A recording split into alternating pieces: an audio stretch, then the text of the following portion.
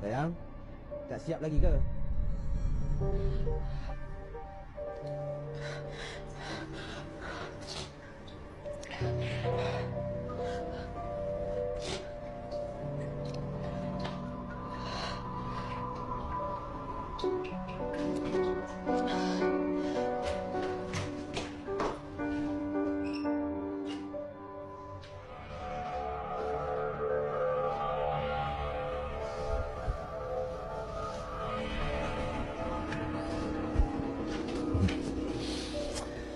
Terima kasih, sayang. Tak apa. Untuk layanan kau semalam. Makin lama, aku rasa makin sayang akan kau ni. Kau tahu tak? Bagi aku, kau perempuan yang hebat. Dan aku tak akan lepaskan kau.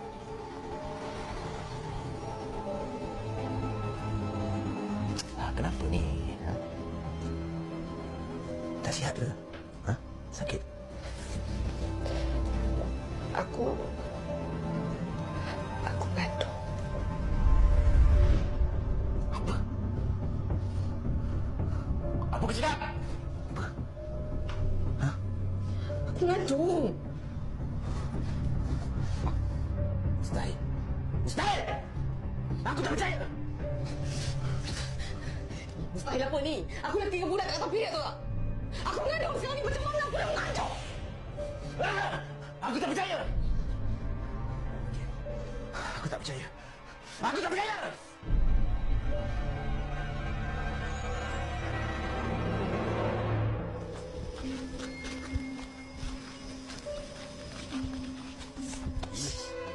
Apa?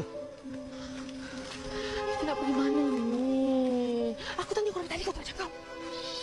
Diam je, ikut je lah. Masalah dia kat sini gelap. Banyak nyamuk tau dalam hutan-hutan lagi. Ikut yang depan tu je. Tak sampai lah. Jom. Mari.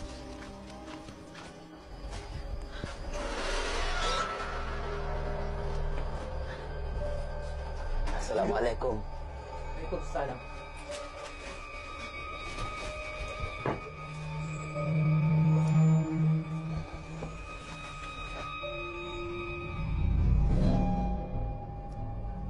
Kamu sudah buat apa yang aku suruh? Dah. Saya letak kenderaan tu jauh dekat luar sana. Tak ada orang tahu pun kita orang datang.